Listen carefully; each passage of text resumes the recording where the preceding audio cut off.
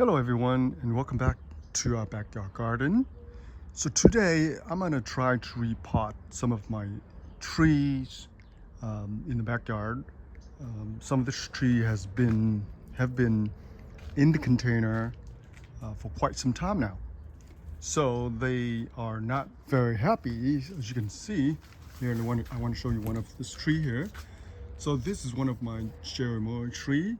So when you look at the tree, just from the outside, they don't look too healthy, right? So, but they are still they're still alive. They're still surviving, but they're not growing the way normal trees should be growing.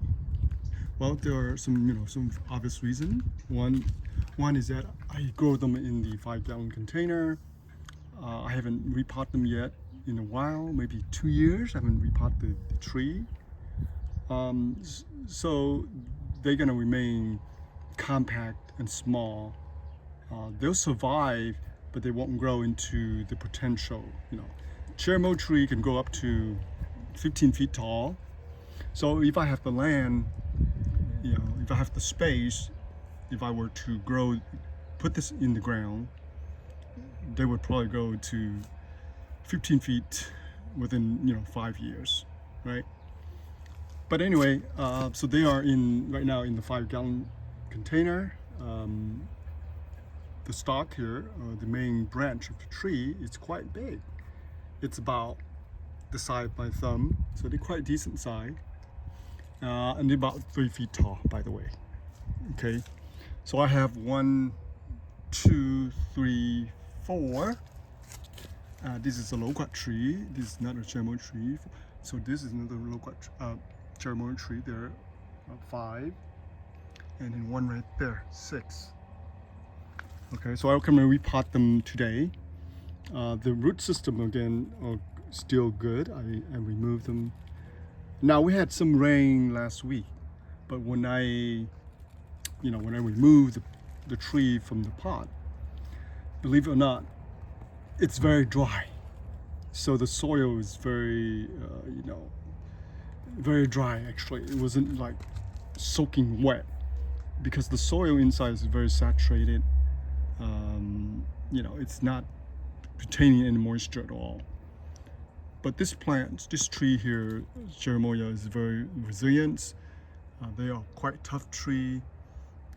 They can withstand some cold, like Southern California, and they do quite well in this climate.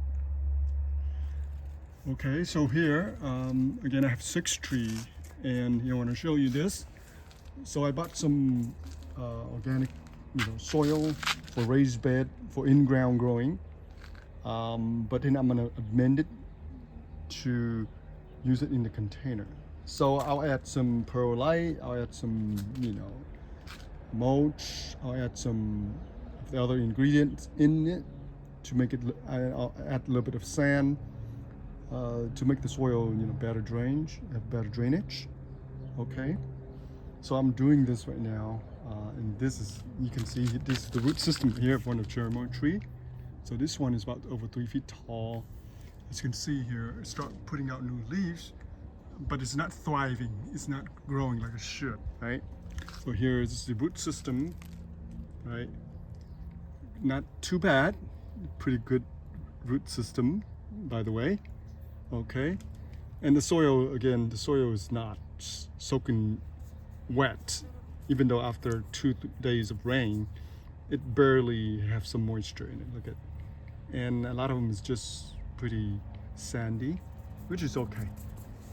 Now here I have another one, big one here. I think this big one, it's in a 20-gallon container. I think it's really big, and this tree here has been with me, I think, for over 10 years. Again, I don't have this room for it, so I continue to put it into the container to grow it, and it's still growing, but again, it won't reach full potential because the container is only 20 container or 10, 15 container in terms of volume. Okay, behind that that's another big tree I have for a long time. This is the loquat tree. This one looks pretty good, right? And the tree is over 5.5 feet tall now up here, almost 6 feet now. And it's also in a 20 gallon container, big container. Now I think this one is doing quite well. And I trim it quite often to keep it kind of small, but it continues to grow. One thing I suspect is that the root system might have pierced through the drainage hole down there and go into the soil.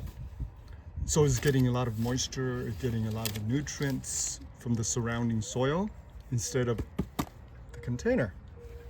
So that's why I think this tree here looks much better, right? If you look at this loquat tree, the leaves are enormous. The leaves are over almost 14 inches, in terms of the length. This is over 12 inches. This one's 14 inches. This is quite big. The leaves is quite big. Of course, the cherimoya leaves can also be at least 6 inches across. The cherimoya leaves can be quite big, but it's tiny. Look at that. It's tiny now. It's maybe like 3.5 inches. And putting out new leaves, understandable because it's springtime. But normally the leaves are quite big for cherimoya tree. Okay, and then I have these two trees here in the middle here. These are not fruit tree; they are the Bodhi tree.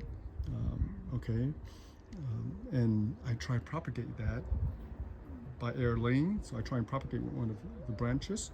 So I have two trees here, the Bodhi tree. They are in, I think, the 10-gallon container. I think I repot them not too long ago, last year. So we'll see. We'll see if I need to repot them, but I don't think I need to repot them. All right, so here I want to show you a few more. This is also a loquat tree. Actually, I chop off the top. It grew up to over 4 feet, 5 feet tall. And you can see here, it's quite big, right? The main trunk is bigger than my thumb. It's in a 5-gallon. Now, I kept them in here again because I don't have no room, no space for it. If my relatives want to keep it, they want to grow it in their yard, I'll give it to them. But I think this is one of a nice variety. That's why I grow them. So I kept them. I think the flesh, the inside is like orange instead of white. So and loquat it's very tasty. I love it. In California, they grow literally twice a season. They blooms and then they produce fruit. I think twice a year. I think. And then behind that, in the 10-gallon, also I repotted this tree and I also chop off the top. It was like 6 feet tall, and now it's about 4 feet. This one I do not know what's the name of this tree. Okay, we have one big tree in the front yard, but I do not know the name of this tree. It's, the fruit is, I don't really know how to describe it to you, but when it fruit this year, I will make a video and I will show you guys again, okay? So of course you guys know this is the longan tree, obviously. Look at that, it's almost 15 feet way to the top. It's a big tree now. We prune off so many branches so far, right? And you can see all the new growth coming. Spring, the leaves are beautiful, nice, lush green, and all the new growth are coming out. And hopefully within another few weeks, it will flowers. Okay, so this is the longan tree that we have here. All right, so last one that I repot, right here. Okay, so this is the flower, Plumeria. This two here, this one and this one, they are the pink variety. I have the cutting maybe a year and a half to 18 months ago, and it was doing quite well. But usually when they're small, they tend to shed their leaves over the winter. But when I remove the plant, obviously it has a root system. Okay, so I repot it. You can propagate this Plumeria pretty easily by using the cutting. As long as the cutting is viable, the cutting is not dried out. If you leave it to the side, somewhere shady, you can grow them and it will root as long as it's not rot. Don't put them too wet, so that the branch don't rot. Then they will produce roots. Once they produce roots, then you can actually put them in soil and start growing them. Okay, and look at this. And some of the cutting, believe it or not, if you cut it off from the tree, some of them actually continue to grow without the roots, and some even produce the flowers. Yeah, it's amazing. It's incredible how this tree produces a flower, even without any root system. Some of them will produce the leaves and the flowers. Okay, so all right. So I think that's pretty much it for today for the repotting. It's a lot of work. Some of this, 5 gallons is quite heavy. This, once I repot them, but I still have one more to go here. That's my cherimoya. I have one more to go into this pot. All right, and then I want to show you a few more things here in the backyard here. So I did, like I said, our plan was to grow some of the vegetable, especially the berries, blueberries, blackberries, and the tomatoes. I plan to grow them in the container where I can control the soil quality and the moisture. Because outside here, when summertime hits, believe it or not, the soil is so dry. I can water the soil twice a day and it would still be bone dry. And look at this. After 2-3 days of rain, and the soil is so dry. Okay? So this is, I think, it's a 20-gallon container. It's big container, pretty big. Like almost, I think, 18 inches across in diameter here. So it's quite a big container. And I'll add the Admended soil. I'll add it into this, and I'll plant something in here. Okay. Of course, this one is the rosemary. It got out of control. It grows so big. I have to trim it back. As you can see here, look at all the cuttings. It's growing like crazy. And again, I suspect that the root system probably penetrate through this container and into the ground. I think I am pretty much correct, because if I try to pull this, I think it stick to the ground. I don't think I can pull it off now. That's okay. All right, but eventually I have to move this out so I can plant something else. And look at all the lush green of the nasturtium. The rain, it loves the moisture, it loves the cool weather. It produces beautiful, gorgeous, deep yellow flowers. So here's another container, 20-gallon container. And I think I'm gonna grow some tomato there. And here's some more. All right, and I have some of the seedlings. They're starting to come up from last season. So here are some of the cherry tomato. As you can see here, some of the skin of the cherry tomato. I think this is the the yellow pear, I think. I forgot. And then some of here are just regular red cherry tomato, right? So right there, they're coming up. And I also spotted some perelli right there in the corner. Those herbs, right? It used to be all over here. They're gonna start coming up pretty soon. As soon as the weather is warming up, they will come up soon. But I can see a lot of tomatoes so far. So I'll get this tomato, and let's look at the orange tomato right here. You see that? Those are tomatoes. And right there, and right there. So I might just dig them up and put them into the pot and grow them like that. Okay, so my grapes, the red grapes, I think it's about to wake up. As you can see here, it's starting coming out, right? So I trim up everything here, you can see here, and I try and train the vine almost like a tree light eventually comes up, and then just bush out like a bush, like a little tree, instead of a massive vine. because the grapes can grow pretty, pretty large. The vine can go up to 20-30 feet long, and I don't have the space for that. So it's best to have them grow straight up, allow them just branch out like a bush, like a tree, maybe 6 feet to the left, to the right, doesn't matter. And then you can control the quality of the fruits. Last season we had, like, I don't know, 12 clumps of grapes, which were great, beautiful. And that's all I need. I don't need too much. And here we have another 20-gallon container that I put into the ground. So eventually I'm gonna grow something here, maybe a blackberry bush. Okay, so here I'm gonna show you a few more before we close out in this video. Oh, here's some tomato I dug up. I'm gonna put it into the 1-gallon pot, and eventually I'll put them into the larger container. So all the potatoes are doing quite well. They're gonna thrive here as soon as the heat picks up. You can see some of the little tiny green potato there. Now the bitter melons are coming up right there. You can see that. There are bitter melon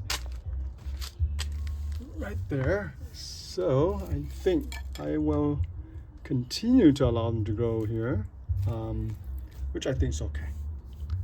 I don't mind growing the same plant in the same spot, even though that's not the ideal. But when you don't have enough room, you don't have enough space, garden space, you can only do the best you can.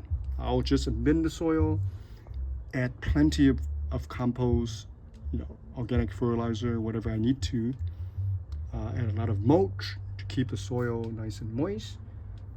And the bitter melon will love it because this trellis here, it's perfect for them. Every year I grow in the same spot and they do just fine. With one exception. The nasturtium is taking over one spot, about 5 feet, which is not a big deal. Nasturtium, they grow pretty compact, even though they're a vine. They grow pretty nicely. They go straight up. They're looking for sunlight. They don't branch out as crazy as the bitter melon. The bitter melon can take over this entire 10-20 feet of space easily.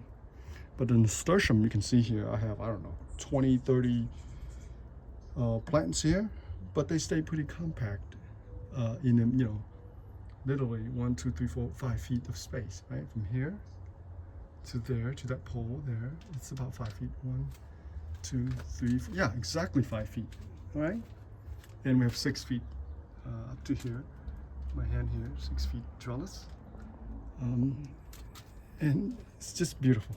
Okay, and I have some free space there. I can put some container there, and I can grow some more stuff there. All right, this trellis will be covered soon when the growing season starts. By the start of summer, it'll be really extremely hot. So I do need the trellis to be covered with some green plant to help shade out the house. Right, it's really hot. All right, so that's it for our video for today, and thank you for tuning in. Hopefully I will have more time to make more video for you guys, and also I want to share with you guys some of my other plants, especially my succulents collection that I have grown and propagated. So I have a whole bunch of them I want to show you guys, beside the edible stuff, beside the vegetable, the flowers, which I love. You can see there are some the succulent there. I just let it grow wild. Look at this. I just let it go wild. See them and let it go wild. Eventually I'll make a video to show you guys that. All right, well, let me get back to work and do my last repotting of the cherry mower tree. All right, well, thank you for watching, and please subscribe and post the comments for me. We'll see you next time. Thank you.